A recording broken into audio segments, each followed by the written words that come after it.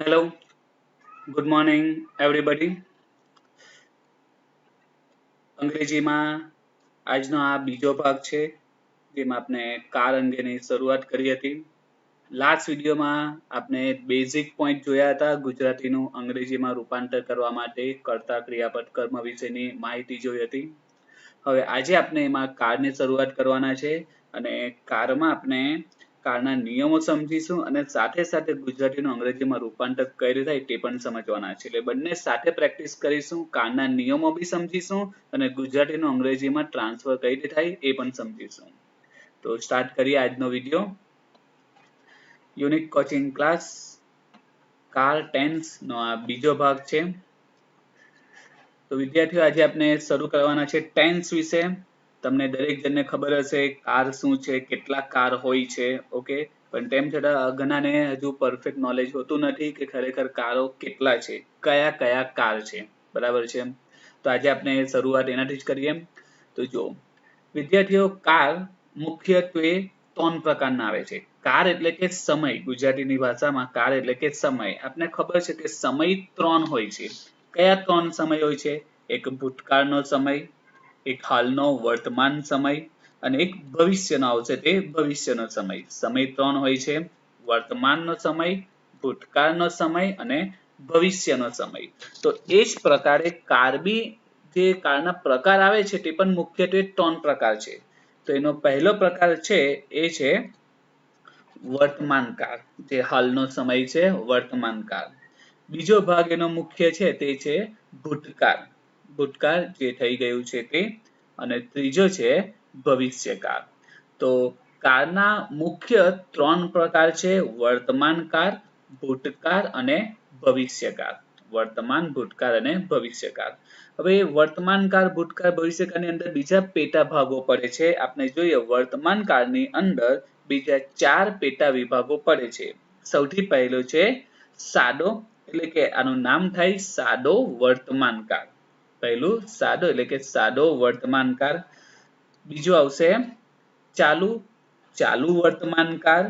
ત્રીજો ભાગ આવશે પૂર્ણ, પૂર્ણ વર્તમાન કાળ. અને ચોથો આવશે ચાલુ પૂર્ણ, એટલે કે ચાલુ પૂર્ણ વર્તમાન કાળ. તો આ રીતે કાળના પહેલા મુખ્ય 3 ભાગ જોયા, એની અંદર પાછા પેટા વિભાગો પડે છે. તો વર્તમાન કાળમાં ટોટલ કેટલા કાર આવે છે? 4 કાર આવે છે. કયા 4 કાર? તો સૌથી પહેલો છે સાદો વર્તમાન કાળ, ત્યાર પછી ચાલુ વર્તમાન કાળ, પૂર્ણ વર્તમાન કાળ અને ચાલુ પૂર્ણ વર્તમાન કાળ. ખ્યાલ આવ્યો? કાળ 4 પ્રકારના આવે. વર્તમાન કાળની જો વાત કરીએ તો સાદો વર્તમાન કાળ, ચાલુ વર્તમાન કાળ, પૂર્ણ વર્તમાન કાળ અને ચાલુ પૂર્ણ વર્તમાન કાળ. ખ્યાલ આવ્યો? આ 4 વર્તમાન કાળના 4 ભાગ આવ્યા. એ જ રીતે ભૂતકાળના બી 4 પ્રકાર આવશે. આ પ્રમાણે જ આવશે. તો સૌથી પહેલા સાદો એટલે કે સાદો ભૂતકાળ, ત્યાર પછી ચાલુ ભૂતકાળ, પૂર્ણ ભૂતકાળ અને ચાલુ પૂર્ણ ભૂતકાળ. એટલે ભૂતકાળમાં પણ 4 પ્રકાર આવશે આ રીતે: સાદો ભૂતકાળ, ચાલુ ભૂતકાળ, પૂર્ણ ભૂતકાળ અને ચાલુ પૂર્ણ ભૂતકાળ. એ જ રીતે આગળ ભવિષ્યકાળમાં પણ આ મુજબ જ 4 ભાગ છે એના પણ. તો સાદો ભવિષ્યકાળ, ચાલુ ભવિષ્યકાળ, પૂર્ણ ભવિષ્યકાળ અને ચોથો ચાલુ પૂર્ણ ભવિષ્યકાળ. તો વિદ્યાર્થીઓ, ટોટલ જો કાર કહીએ તો ટોટલ 12 કાર હોય છે. 12 ટોટલ કેટલા છે? 12.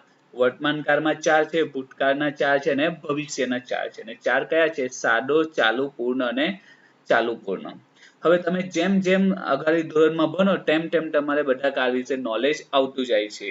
તમે 5મા 6થામાં સાદો ભૂતકાળ, સાદો વર્તમાન કાળ ભણવાનો આવે, સાદો ભવિષ્ય ભણવાનો. જેમ તમે 8મા 9મામાં જાઓ ત્યારે ચાલુ, પૂર્ણ, એ રીતે જેમ જેમ આગળ જાઓ તેમ તેમ દરેક કાર વિશે તમને નોલેજ મળતું જાય છે. આપણે 1 બાય 1 બધા કારો સમજીશું, 12 કારો સમજીશું. તો આજે આપણે શરૂઆત કરીએ. સૌથી પહેલો બેઝિક છે તે સાદો વર્તમાન કાળથી આજે આપણે શરૂઆત કરીએ છીએ. સાદો વર્તમાન કાળ, જેને ઇંગ્લિશમાં કહેવાય છે સિમ્પલ પ્રેઝન્ટ ટેન્સ. સાદો વર્તમાન કાળ.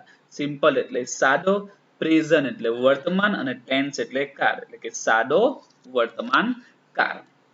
તો વિદ્યાર્થીઓ, જ્યારે તમે પહેલો કાર શીખો છો તો પહેલા કારમાં તમારે સૌથી વધારે ધ્યાન આપવાનું હોય છે, કારણ કે સૌથી પહેલો કાર જો તમને આવડી જશે તો આગળના કાર સમજવું તમને ખૂબ જ ઈઝી પડી જશે.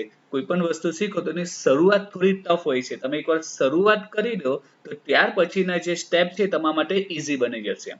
તો અહીં પણ તમારે પહેલા કારને ખૂબ જ સારી રીતે સમજવાનું છે અને પહેલા કાર માટે પણ હું શક્ય એટલો પ્રયત્ન કરીશ કે એમાં વધારે વધારે ડિટેલમાં તમને કન્સેપ્ટ ક્લિયર કરવાનો પ્રયત્ન કરીશ, જેથી કરીને આગળ તમે જે કાર બનશો એ તમને સારી રીતે ઈઝીલી ખબર પડી શકે છે.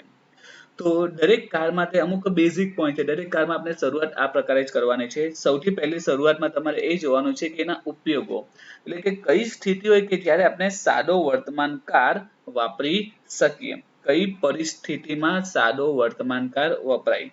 તો જુઓ એ કયા કયા ઉપયોગમાં આવે છે. તો સૌથી પહેલા દરરોજની ક્રિયા.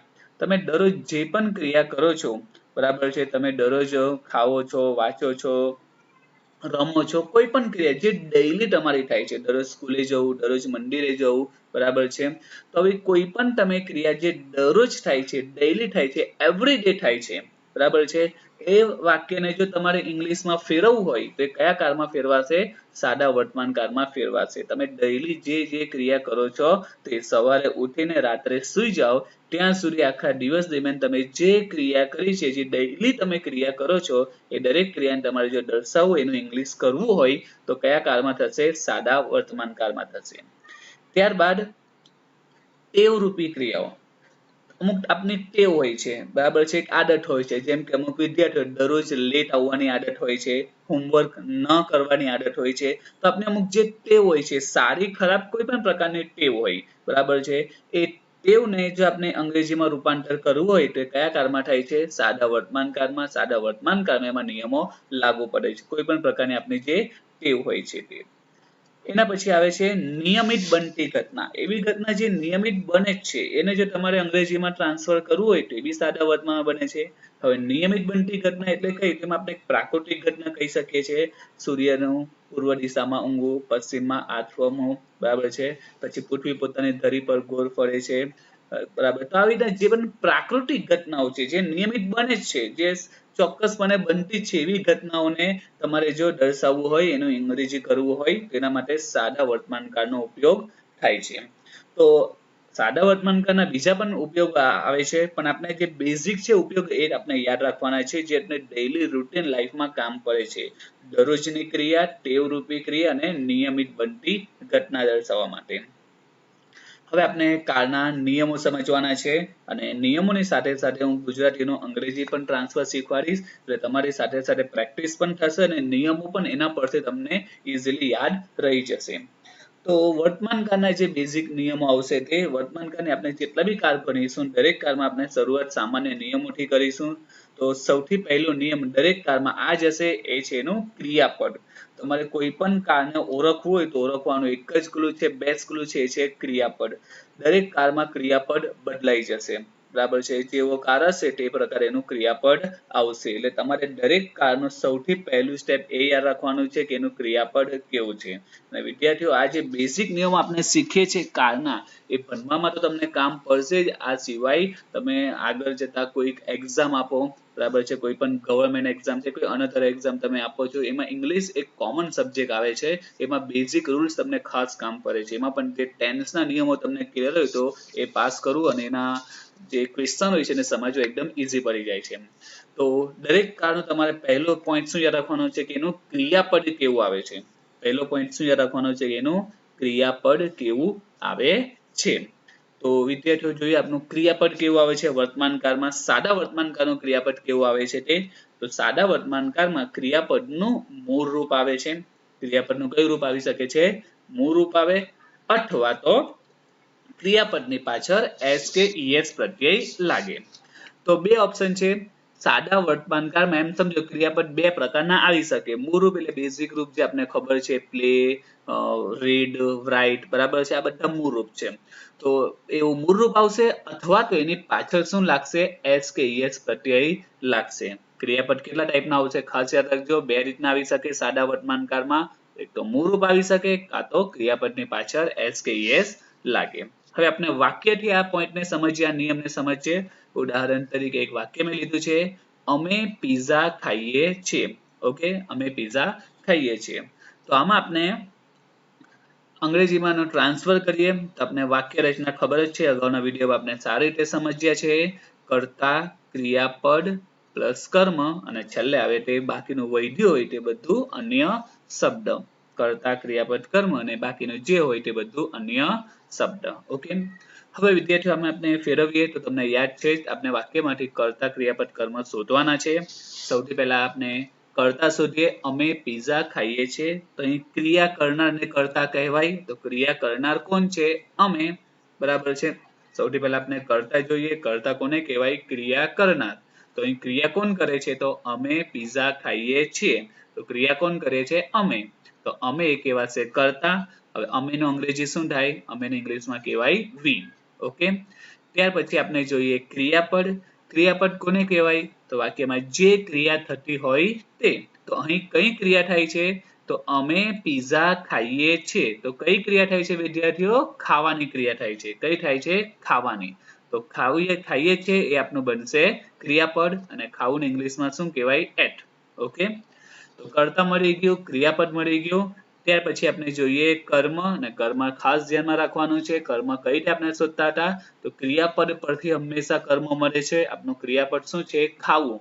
તો ક્રિયાપદને આપણે પ્રશ્ન કરતા હતા, શું ખાવું? કોને ખાવું? ફરીથી કર્મ શોધવા માટે અગાઉના વિડીયોમાં સમજાવ્યું છે. ભૂલી ગયા હો તો એક વખત ભાગ 1 ફરીથી જોઈ લેજો. તો કર્મ કઈ રીતે મળે? તો ક્રિયાપદને આપણે પ્રશ્ન કરવાનો છે. શું ઓબ્લિક કોનેથી પ્રશ્ન કરવાનો? એટલે કાં તો શુંથી પ્રશ્ન પૂછો, જવાબ ન મળે તો કોનેથી પ્રશ્ન પૂછો. આપનું ક્રિયાપદ છે ખાઈએ છે. તો શું ખાઈએ છે? તો જવાબ શું મળે? શું ખાઈએ છે? આપણે પીઝા ખાઈએ છે. એટલે પીઝા એ આપનું શું બની ગયું? કર્મ. તો પીઝા ને અંગ્રેજીમાં પીઝા જ કહેવાય. તો આપનું વાક્ય બની ગયું we ate pizza.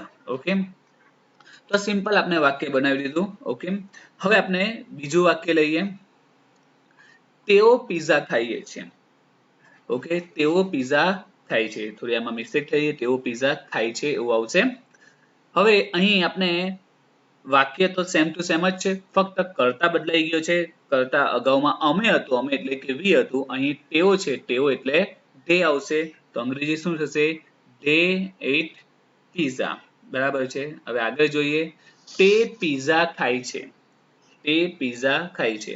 હવે અહીં દરેક વાક્ય આપણે પીઝા ખાય છે આ જ વાક્ય મેં અલગ અલગ પોઈન્ટમાં સમજાવીશ, જેમાં ફક્ત કર્તા બદલાશે. હવે આગળનું વાક્ય છે તે પીઝા ખાય છે. હવે અહીં કર્તા કોણ છે? તે. કર્તા કોણ છે? તે. તે એટલે કે he. તો વાક્ય શું બનશે? અગાઉ we ate pizza આવ્યું, they ate pizza આવ્યું, તો હવે શું આવશે? he ate pizza આવશે. બરાબર છે. પણ વિદ્યાર્થીઓ આ જે વાક્ય આપણે બનાવ્યું છે આપનું વાક્ય ખોટું છે. તો આ કેમ ખોટું? અગાઉના બે વાક્ય તો સેમ જ છે ને, ખાલી ફક્ત કર્તા બદલાયા છે. અમે પીઝા ખાય છે તો we eat pizza. તેઓ પીઝા ખાય છે તો they eat pizza. તે પીઝા ખાય છે તો he eat pizza. તે એટલે કે he. તો પછી આ કેમ ખોટું પડ્યું? તો આનું ખોટું પડવાનું પાછળનું કારણ એ છે કે અહીં એટ ની પાછળ s લાગશે. એટ ની પાછળ શું લાગશે? s. આપણે નિયમ જોયા કે ક્રિયાપદ કેવું આવે? મૂળ રૂપ વાળું આવે અથવા તો ક્રિયાપદની પાછળ s કે es લાગે. તો અહીં s લાગશે. તો હવે વિદ્યાર્થીઓ ખબર કઈ રીતે પડે કે s ક્યારે લગાવવું ને ક્યારે ન લગાવવું? પહેલા બે વાક્યમાં તો s લગાવ્યું નહીં, તો પછી આમાં કેમ s લગાવ્યું? એવું તો શું આમાં બદલાઈ ગયું કે s લગાવવું પડ્યું? તો તમને જોઈને ખબર પડી જશે. અગાઉના બે વાક્યમાં શું હતું? we eat pizza, they eat pizza. કર્તા કોણ હતો? we અને they. ત્યારે આ વાક્યમાં કર્તા કોણ આવી ગયું? he eats pizza. અહીં શું આવી ગયું? he આવી ગયું. વાક્યમાં he નવું આવ્યું છે અને એના કારણે ક્રિયાપદની પાછળ શું લાગી ગયું? આ s લાગી ગયું છે. બરાબર. તો હવે કઈ રીતે યાદ રાખવાનું કે ક્યારે s લગાવવું, ક્યારે s ન લગાવવું? તો એના માટે નિયમ છે, તમારે નિયમ યાદ રાખવાનો છે. તો નિયમ શું છે? કર્તા તરીકે he, she, it હોય. કર્તા તરીકે કોણ હોય? he હોય, she હોય કે it હોય કે. હવે he આપને ખબર છે, he કોના માટે વપરાય? છોકરા માટે, she છોકરી માટે અને it વસ્તુ કે પ્રાણી માટે. તો ત્યાર પછીનો નિયમ એ જ છે કે he, she, it હોય કે વ્યક્તિ, વસ્તુ, પ્રાણીનું નામ આપેલું હોય. અને બધું કેવું હોવું જોઈએ? એક વચનમાં હોવું જોઈએ, બહુવચન ન ચાલે. તો he, she, it કે વ્યક્તિ, વસ્તુ, પ્રાણીનું નામ આપ્યું હોય, he, she, it વ્યક્તિ, વસ્તુ કે પ્રાણીનું નામ આપેલું હોય, ત્યારે આપણે ક્રિયાપદની પાછળ શું લાગશે? s કે es પ્રત્યય લાગશે. એ સિવાય હંમેશા કેવું આવશે? મૂળરૂપ આવશે. જો તમે ત્રણ વાક્ય આપણે બનાવ્યા છે. પહેલા વાક્યમાં કર્તા કોણ છે? અમે. અમે પીઝા ખાઈએ છીએ તેમાં ફક્ત વી ઈટ આવ્યું. બીજા વાક્યમાં તેઓ એટલે કે ધે ઈટ પીઝા એમાં પણ ઈટ આવ્યું. પણ જે આપણે ત્રીજું વાક્ય લીધું તે પીઝા ખાય છે તે એટલે કે હી, તો અહીં આપણે હી લીધું છે ને હી સી ઈટ કે વ્યક્તિ વસ્તુ પ્રાણીનું નામ હોય તો ક્રિયાપદની પાછળ એસ કે ઈએસ પ્રત્યય લાગે. તો ખ્યાલ આવ્યો? અહીં હી આપેલું છે એટલે હી આપેલું હોવાથી ઈટની પાછળ શું લાગ્યું? એસ લાગ્યું. તો ખ્યાલ આવી ગયો? ક્યારે એસ કે ઈએસ લાગી શકે છે? કે જ્યારે કર્તામાં કર્તા તરીકે હી સી ઈટ વ્યક્તિ વસ્તુ કે પ્રાણી હોય ત્યારે ક્રિયાપદની પાછળ એસ લાગે. ક્લિયર થઈ ગયું? એસ કે ઈએસ લાગી શકે. એ નિયમ પણ તમને સમજાવીશ કે એસ લગાવો કે ઈએસ લગાવો એ આપણે આગળ જોઈશું. હવે જોઈએ આપણે નેક્સ્ટ વાક્ય. જય પીઝા ખાય છે. આમાં કર્તા કોણ છે? જય છે. તો અંગ્રેજી શું થશે? જય ઈટ પીઝા. હવે વિદ્યાર્થીઓ અહીં કર્તામાં કોણ આપેલું છે? જય આપેલું છે. બરાબર છે? તો આપણે નિયમ યાદ રાખવાનો છે. હી સી ઈટ વ્યક્તિ વસ્તુ પ્રાણીનું નામ હોય એટલે ક્રિયાપદને શું લાગી જાય? એસ કે ઈએસ લાગી જાય. તો અહીં ક્રિયાપદ એચ છે તો એચની પાછળ શું લાગશે? એસ લાગશે, કારણ કે જય એ વ્યક્તિનું નામ છે. તો જ્યારે પણ વ્યક્તિનું નામ હોય, વસ્તુ પ્રાણીનું નામ હોય, હી સી ઈટ હોય તો ક્રિયાપદની પાછળ શું લાગશે? એસ લાગશે. તો આ બે વાક્યમાં શરૂઆતના બે વાક્યમાં એસ નહીં લાગ્યું કારણ કે એમાં કર્તા તરીકે વી અને ધે હતું. પછી જે બીજા બે વાક્ય છે એમાં કર્તા તરીકે હી અને જય આપેલું છે એટલે ક્રિયાપદની પાછળ એસ લાગ્યું. તો ખાસ યાદ રાખજો નિયમ. કર્તા તરીકે કોણ હોય? હી સી ઈટ વ્યક્તિ વસ્તુ કે પ્રાણીનું નામ હોય ત્યારે એસ કે યસ પ્રત્યય લાગે. હવે જોઈએ આગળનું વાક્ય. તમે પીઝા ખાઓ છો. તો અહીં તમે એટલે કે યુ, તો યુ ઈટ પીઝા થશે. હવે વિદ્યાર્થીઓ વિચારો શું આમાં એસ લાગી શકે છે? ના, આમાં એસ ન લાગે ક્રિયાપદને. કેમ? કારણ કે એસ કે યસ ક્યારે લાગે? જ્યારે કર્તા તરીકે હી સી વ્યક્તિ વસ્તુ પ્રાણીનું નામ હોય. અહીં તો કર્તા તરીકે કોણ છે? યુ છે એટલે આમાં એસ લાગશે નહીં. હવે જોઈએ બીજું વાક્ય. રીટા પીઝા ખાય છે. રીટા પીઝા ખાય છે. તો અહીં કર્તા કોણ છે? રીટા. તો અંગ્રેજી થશે રીટા ઈટ પીઝા. હવે ખબર પડી જશે? બોલો વિદ્યાર્થીઓ, શું અહીં ક્રિયાપદને એસ કે યસ લાગશે? તો આપણે જોઈએ કર્તા તરીકે કોણ છે? રીટા છે. તો રીટા એ વ્યક્તિ આવી ગઈ. તો વ્યક્તિ વસ્તુ પ્રાણી હી સી ઈટ હોય એટલે ક્રિયાપદને એસ કે યસ લાગશે એટલે અહીં આપણે ઈટને એસ લગાવવું પડશે. તો ટોટલ જો તમે 6 વાક્ય છે, તમને 6 વાક્ય જોવા મળે છે. 6 વાક્ય સરખા જ છે, ફક્ત દરેકમાં કર્તા બદલેલા છે. એમાં he it's pizza, Jay it's pizza, Rita it's pizza. આ 3 વાક્ય જે છે એમાં એસ કે યસ લાગ્યું છે. તો નિયમ સિમ્પલ જ છે.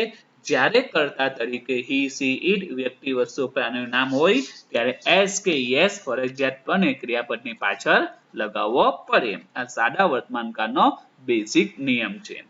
તો ખ્યાલ આવી ગયો ક્રિયાપદ ક્યારે બદલાય તે? તો સિમ્પલ જ છે. તો યાદ રાખજો ખાસ, સાદા વર્તમાનકાળમાં ક્રિયાપદ મુખ્ય બે આવે. આમાં આપણે 6 વાક્યમાં જોઈએ તો મૂળરૂપ છે, 3 વાક્યમાં મૂળરૂપ છે અને બાકીના 3 વાક્યમાં એસ કે યસ લાગેલું છે. હવે આમાં એક નિયમનો બીજો આપણે વિચાર કરવાનો છે, કારણ કે આપણે નિયમ જોયો કે હી સી ઈટ વ્યક્તિ વસ્તુ પ્રાણીનું નામ હોય તો એસ કે ઈએસ લાગે છે, એટલે કાં તો એસ લાગી શકે કાં તો ઈએસ લાગી શકે. હવે વિદ્યાર્થીઓ કઈ રીતે ખબર પડશે કે એસ કે ઈએસ માંથી શું મૂકવું ક્રિયાપદની પાછળ? તો તમે કદાચ મારા પ્રમાણે 5મા 6થા ધોરણમાં કદાચ 4થા ધોરણમાં ભણી ગયા હશો તો જોયો એનો નિયમ શું છે તે. જો ક્રિયાપદના છેલ્લા શબ્દો ડબલ એસ, એસએચ, સીએચ, ઓ, એક્સ કે ઝેડ હોય, ક્રિયાપદના જે લાસ્ટ વર્ડ હોય તે એસએસ, એસએચ, સીએચ, ઓ, એક્સ કે ઝેડ હોય, બરાબર છે, તો ત્યારે આપણે ઈએસ પ્રત્યય લાગે. એસ કે ઈએસ ક્યારે લાગે એ નિયમ તો ખબર પડી ગઈ. અગાઉના 6 વાક્ય જોયા એમાં ઈટની પાછળ એસ લાગેલું 3 વાક્યમાં, બરાબર છે. તો હવે એસ પણ લાગી શકે અથવા ઈએસ પણ લાગી શકે. તો ઈએસ ક્યારે લાગે એના નિયમો યાદ રાખવાના છે જે તમે અગાઉ નાના ધોરણમાં જ ભણી ગયા છો. 4થા 5મા ધોરણમાં આવી ગયું છે આ કે ક્રિયાપદના છેલ્લા શબ્દો ડબલ એસ, એસએચ, સીએચ, ઓ, એક્સ કે ઝેડ આપેલ હોય ત્યારે ઈએસ પ્રત્યય લાગે. તો જોઈએ આપણે ઉદાહરણ. ધારો કે પાસ, પરીક્ષામાં પાસ થવું તે. તો પાસ એક ક્રિયાપદ છે. હવે ધારો કે આની આગળ કર્તા તરીકે હી સી હોય, ધારો કે આપણે કેવું હોય કે તે પરીક્ષા પાસ કરી લીધી, તે પરીક્ષા પાસ કરી તો યુ પાસ એક્ઝામ ફક્ત એવું આવશે. પણ ધારો કે આપણે he થી બનાવવું હોય તો he passes exam. તમારે he હોય તો પાછળ es લગાવવું પડશે, s કે es. તમારે ડબલ s આપેલું છે, ક્રિયાપદના છેલ્લા શબ્દો કયા છે ડબલ s હોય તો આનો જો s કે s લગાવવું હોય તો આપણે es લગાવવું પડશે, passes થશે. એ જ રીતે બીજું લઈએ was. ધારો કે આમાં was ની આગળ જો કર્તા તરીકે he she હોય તો s કે s was ને લગાવવું પડે, તો was ના છેલ્લા શબ્દો sh છે તો એનું es લાગશે, થશે washes. એ જ રીતે reach તો એમાં ch આપેલું છે તો લાસ્ટ વર્ડ ch છે તો એને es લાગશે, reaches. ત્યાર પછી go છે એના છેલ્લા શબ્દો o છે, o નું થશે goes થઈ જશે. એ જ પ્રમાણે fix છેલ્લો શબ્દ કયો છે x આપેલો છે તો x આપેલો છે તો એ fixes es લાગશે. તે જ રીતે આગળ buzz લાસ્ટ વર્ડ z આપેલું છે તો z એક z હોય કે ડબલ z હોય બંનેમાં નિયમ છે જ કે buzzes થઈ જશે. તો જ્યારે કર્તા તરીકે he she વ્યક્તિ વસ્તુ પ્રાણી નામ હોય ત્યારે s કે es લાગે, આપણે ખબર પડી ગઈ. હવે s આવે કાં તો es આવે, અગર at હતું તો at માં s લાગ્યું, પણ જો એની જગ્યા પર pass હોતે તો passes થઈ જતે, was હોતે તો washes થતે, reach હોતે તો reaches થઈ જશે. તો ખ્યાલ આવી ગયો ક્યારે s ને es લાગુ પડે તે. તો આ es નો નિયમ યાદ રાખજો. આ સિવાય બીજો પણ તમારે એક નિયમ યાદ રાખવાનો, તે પણ તમે અગાઉના નાના ધોરણમાં ભણી ગયા છો. તો નિયમ શું છે તે કે જો ક્રિયાપદનો છેલ્લો શબ્દ y આપેલો હોય, ક્રિયાપદનો છેલ્લો શબ્દ કયો હોય y હોય અને તેની પહેલા વ્યંજન હોય. હવે યાદ છે તો વિદ્યાર્થીઓ વ્યંજન આ તમે કદાચ બીજા ત્રીજા ધોરણમાં ભણી ગયા છો, સ્વર અને વ્યંજન.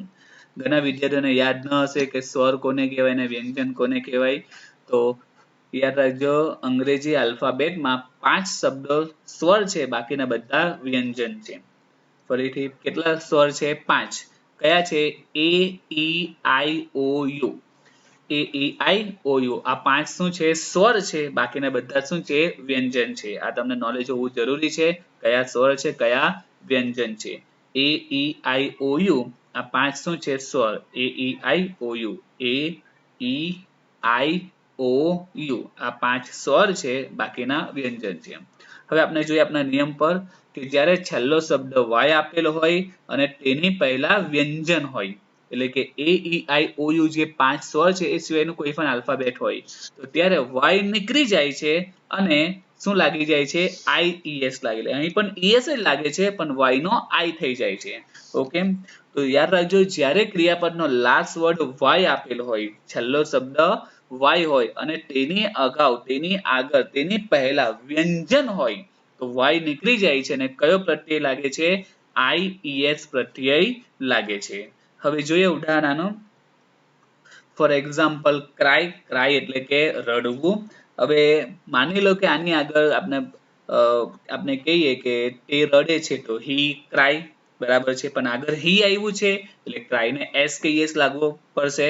પણ આ cry નો છેલ્લો શબ્દ શું આપેલો છે તો જો વિદ્યાર્થીઓ છેલ્લો શબ્દ કયો છે y. આપનો નિયમ શું કહે છે કે છેલ્લો શબ્દ y હોય અને તેની પહેલા વ્યંજન હોય. તો આપણે જો કે y ની પહેલા શું છે તો y ની પહેલા r આપેલું છે. હવે r એ સ્વર છે કે વ્યંજન છે તો a e i o u આ 5 સ્વર છે, a e i o u આ 5 સ્વર છે, બાકીના વ્યંજન છે એટલે r શું કહેવાશે વ્યંજન કહેવાશે. તો વ્યંજન આપેલું છે તો હવે એનું શું થશે આગળ તો y નીકળી જશે, એનું શું થઈ જશે y ની જગ્યા પર ies લાગી જશે એટલે બનશે cries. ખ્યાલ આવ્યો? તો છેલ્લો શબ્દ જો y હોય અને તેની અગાઉ વ્યંજન હોય તો y નીકળી જાય છે અને કયો પ્રત્યય લાગી જાય છે ies. એ જ રીતે બીજું જોઈએ ટ્રાય એટલે કે પ્રયત્ન કરવો. તો આ પણ ઉપરની જેમ જ છે, છેલ્લો શબ્દ y છે અને એની આગળ r છે તો r એ વ્યંજન છે તો y નીકળી જશે અને થઈ જશે ies એટલે કે tries. બીજું ઉદાહરણ જોઈએ કોપી. હવે જોઈએ કોપી, છેલ્લો શબ્દ y આપેલો છે, એની અગાઉ શું છે p છે. નિયમ શું કહે છે કે અગાઉ શું હોવું જોઈએ વ્યંજન હોવું જોઈએ. હવે આ p એ વ્યંજન છે કે નહીં કઈ રીતે ખબર પડે તો તમારે યાદ રાખવાના છે, સ્વર યાદ રાખવાના છે. સ્વર કેટલા છે a e i o u, a e i o u આ 5 સ્વર છે, બાકીના વ્યંજન છે. તો અહીં p એ શું કહેવાશે p એ વ્યંજન કહેવાશે. તો શું થશે એનું y નીકળી જશે અને ies થશે એટલે બનશે copies. આગળનું વાક્ય સેમ. તો અહીં લાસ્ટ વર્ડ કયો છે? વાય છે અહીં પણ. હવે વાય પહેલા વ્યંજન હોવું જોઈએ, તો આપણે જોઈએ આમાં વાય પહેલા શું છે? એ છે. હવે વિદ્યાર્થીઓ એ શું છે? સ્વર છે. 5 સ્વર છે. હું વારંવાર કહું છું એ ઈ આઈ ઓ you, A E I O you, આ 5 સ્વર છે. તો અહીં વાય ની આગળ વ્યંજન ને બદલે શું આપેલું છે? સ્વર આપેલો છે. બરાબર છે. તો આમાં આપણે એસ કે એસ પ્રત્યય એટલે સોરી આઈએસ પ્રત્યય નહીં લાગશે, ડાયરેક્ટ જ ખાલી સે ની પાછળ એસ લાગી જશે. વાય હોય, વાય ની આગળ વ્યંજન હોય તો જ આઈઈએસ પ્રત્યય લાગે, એ સિવાય તો જે મૂળ નિયમ છે એસ લાગે તે એસ નો નિયમ લાગુ પડશે. બીજું વાક્ય જોઈએ આપણે પ્લે. તો અહીં પણ જો છેલ્લો શબ્દ વાય છે અને એની આગળ એ આપેલો છે અને એ શું છે? સ્વર છે. એટલે અહીં આઈએસ પ્રત્યય નહીં લાગશે, ફક્ત એસ લાગી જશે. લાસ્ટ બીજું જોઈએ બાય, ખરીદવું. તો અહીં વાય આપેલો છે અને એની આગળ યુ છે. તો યુ એ શું છે? સ્વર છે. સ્વર કયા છે? એ ઈ આઈ ઓ યુ, આ 5 સ્વર છે. તો આગળ સ્વર આપેલું છે. આપણે વ્યંજન હોય તો પેલો નિયમ લાગે, ઉપર સમજાવ્યો તે. અહીં તો યુ છે, સ્વર છે, એટલે ફક્ત શું લાગશે? એસ લાગશે. તો ઈએસ ના નિયમો સિમ્પલ જ છે. બરાબર છે. તો ઈએસ ના નિયમો કયા આપણે જોયા? ઈએસ ક્યારે લાગી શકે તે? તો છેલ્લા શબ્દો ડબલ એસ, એસએચ, સીએચ, ઓએક્સઝેડ હોય તો ઈએસ પ્રત્યય લાગી શકે. અને બીજો નિયમ અત્યારે જોયો કે છેલ્લો શબ્દ વાય હોય અને વાય ની આગળ વ્યંજન હોય તો વાય નીકળી જાય છે અને આઈઈએસ પ્રત્યય લાગી જાય છે. તો આજે આપણે સામાન્ય નિયમમાં જે નિયમ જોયો તે ક્રિયાપદનો નિયમ જોયા છે. બરાબર છે. હજુ આપણે આ કારમાં બીજા નિયમો જોઈશું. નેક્સ્ટ વિડીયોમાં આપણે જોઈશું. આ વિડીયોમાં જો એ કવર કરવા જઈશ તો વિડીયો ઘણો લોંગ થઈ જશે. બરાબર છે. આપણે ધીમે ધીમે બેઝિક થી ધીમે ધીમે આપણે શરૂઆત કરવાનું છે, જેથી ભવિષ્યમાં આપણે કારમાં કોઈ દિવસ કોઈ પ્રોબ્લેમ ના આવે. તો નેક્સ્ટ વિડીયોમાં આપણે બીજા નિયમો જોઈશું. Thank you for watching.